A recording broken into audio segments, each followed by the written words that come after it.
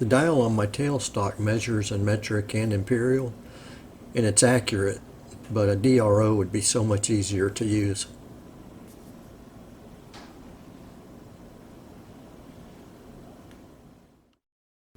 The tailstock quill has the same increments.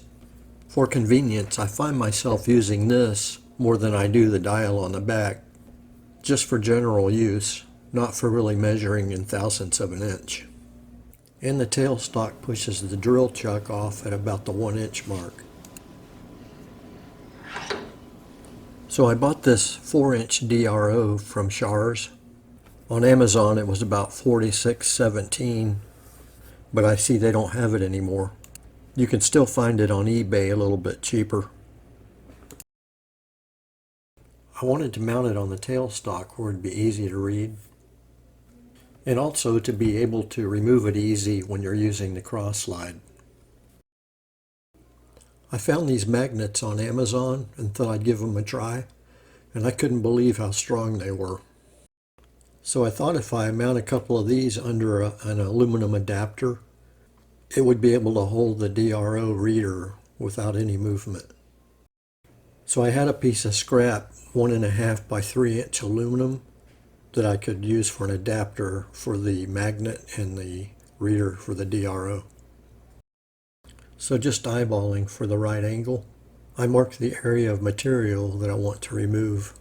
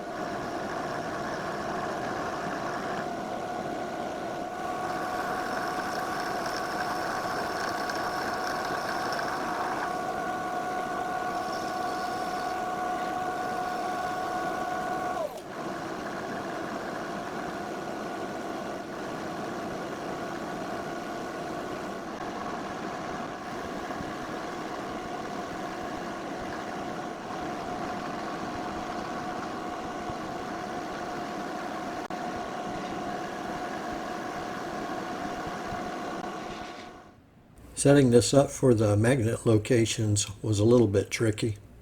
First I had to align the rotary table so it's in perfect alignment with the spindle. Next, the pallet mounted on the rotary table had to be in perfect alignment with the spindle. Next, the angle vise had to be dialed in at the right angle and in perfect alignment with the spindle. So now I'm ready to drill and tap for the first magnet.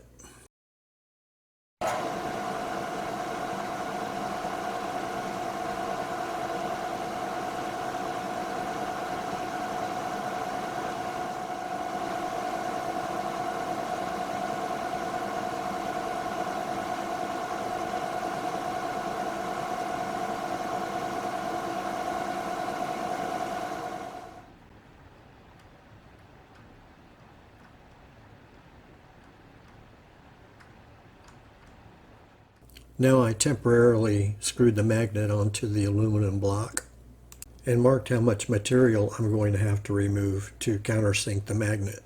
I'm using a 1/2 inch mill and manually rotating the rotary table. I'm making small adjustments on the x-axis until I reach my mark for the diameter of the magnet.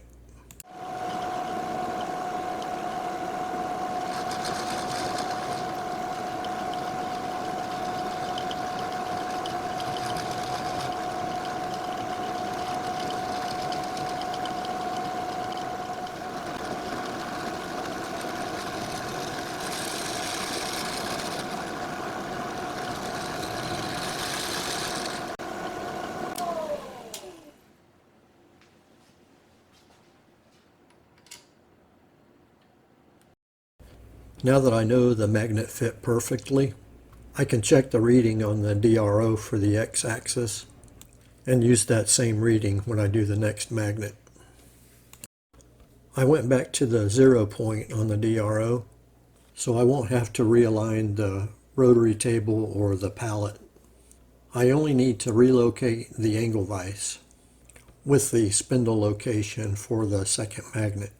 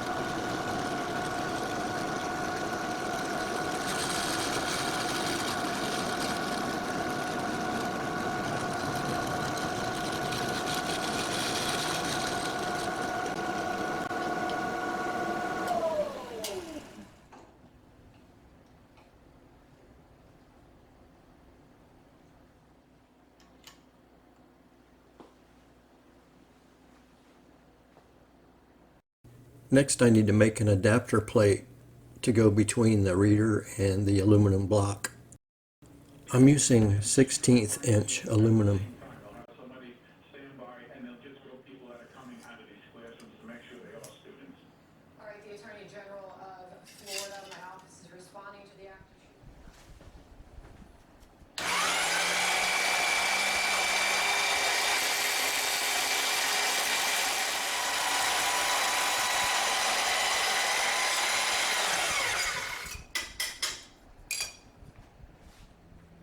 I taped a piece of paper on the bottom of the reader so I can locate the screw holes.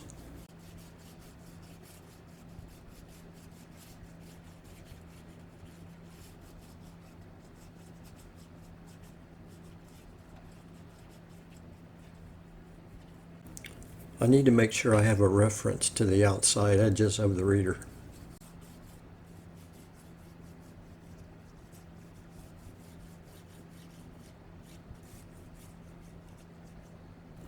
The flat lead came with a marking pencil that I had bought a while back. It came with a container full of extra lead. It worked out perfect for this.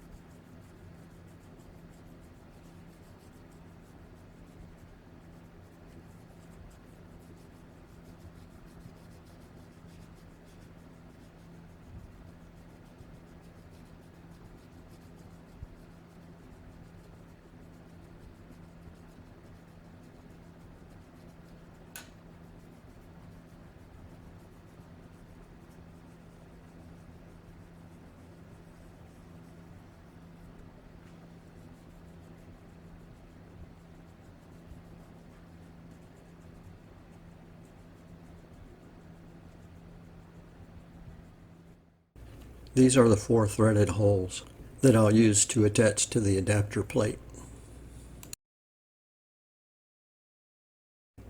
And these 2 holes I'll use only for alignment. Now I need to find the halfway mark on the aluminum block.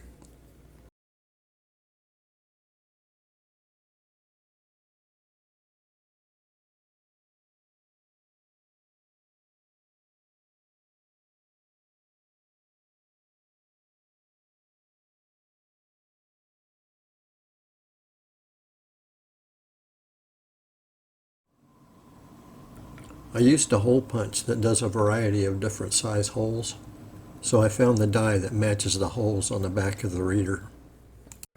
Earlier where I mentioned I was going to use the 2 holes for alignment only, you can see the line that I scribed on the aluminum block running through the center of the holes. I'm going to use an optical center punch. It comes with a sight glass and a center punch. To find the center of a hole, you put the sight glass over the hole. I did my best to capture it with the camera, but you can see it has crosshairs and you just center them over the hole. Then you remove the sight glass and put the punch in the same hole, and then drive the punch with the hammer.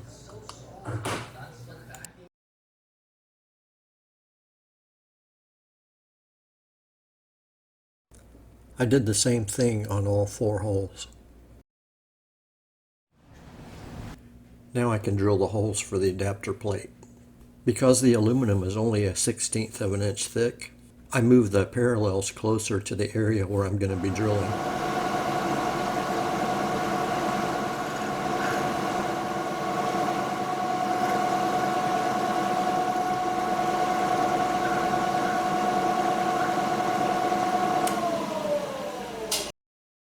When I mount the DRO reader onto the adapter plate, I'm going to have to make clearance holes in the aluminum block to accommodate the screw heads where the adapter plate is bolted to the reader.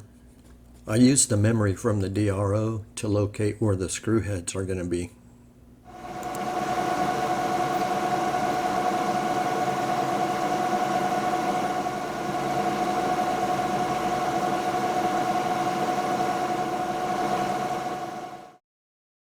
Next, I'll drill the 4 holes that'll be used to attach the adapter plate to the aluminum block.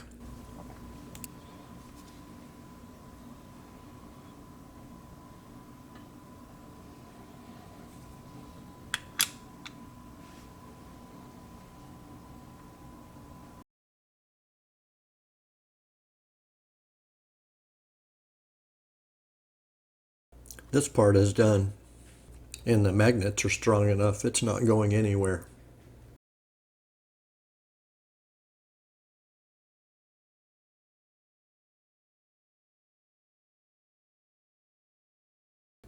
Now I need to make the part that attaches to the tailstock quill.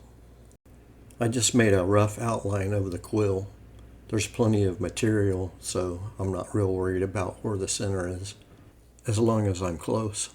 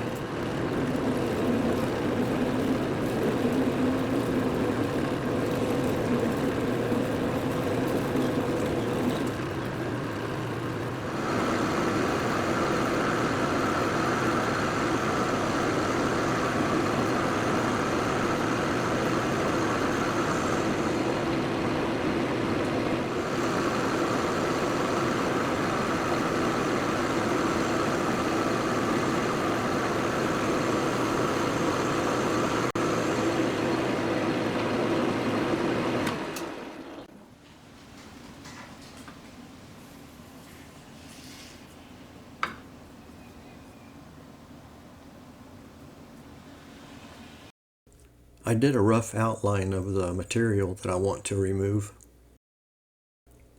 I'm using the pallet mounted on the rotary table, and I have a spacer underneath the workpiece so I can trim off the material without digging into my pallet. Before I started, I centered the rotary table with the spindle, and when I mounted the workpiece on the pallet, I made sure that it was in perfect alignment with the spindle also. Then I zeroed out the X and Y axis on the DRO. Once I determined how much material I wanted to take off on the Y axis, I zeroed out the DRO again. That way when I hit 0 on the X and 0 on the Y, I knew I could start my rotation for the radius.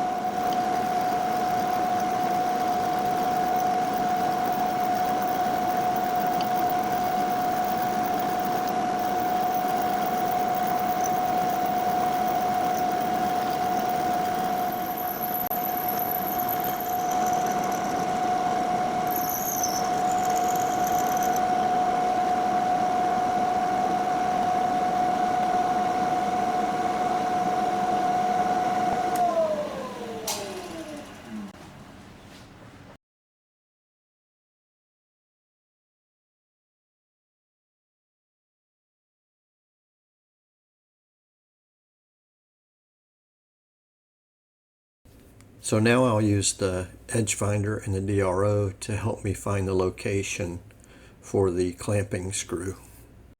I'm using an end mill to make a flat area for the screw.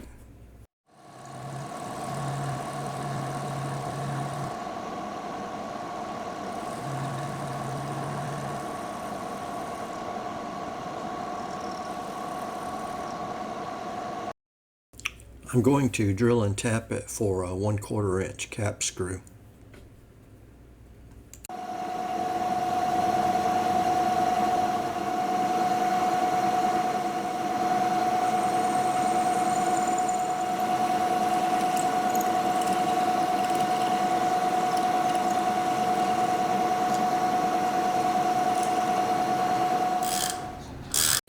For now, I'm going to tap the hole all the way through.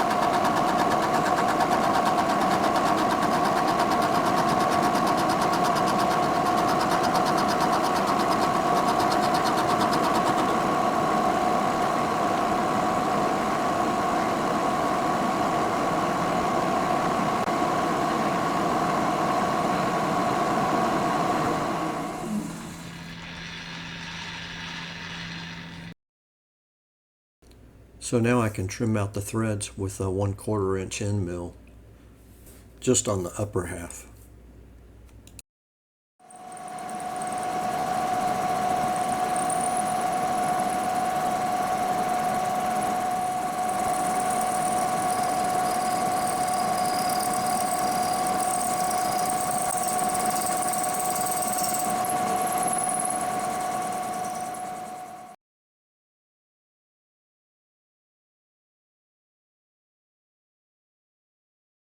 Now with the bracket clamped onto the tailstock quill, I can make the final adjustments.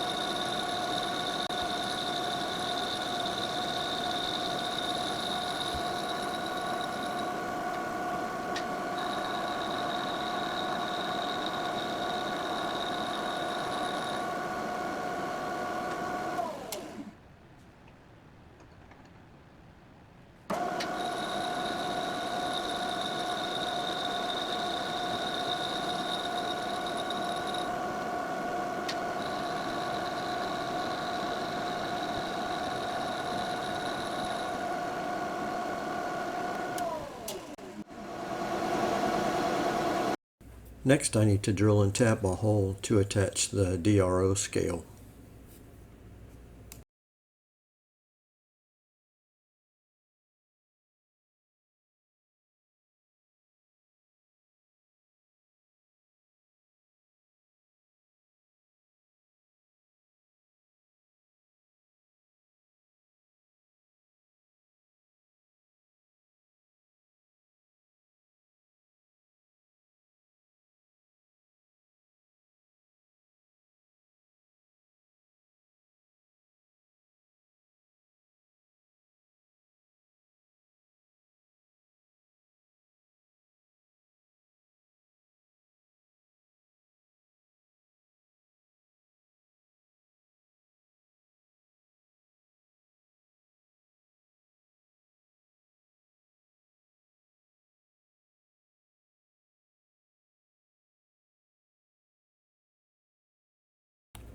The reader measures in metric and imperial. So to remove it, all I have to do is loosen the clamp on the end of the quill.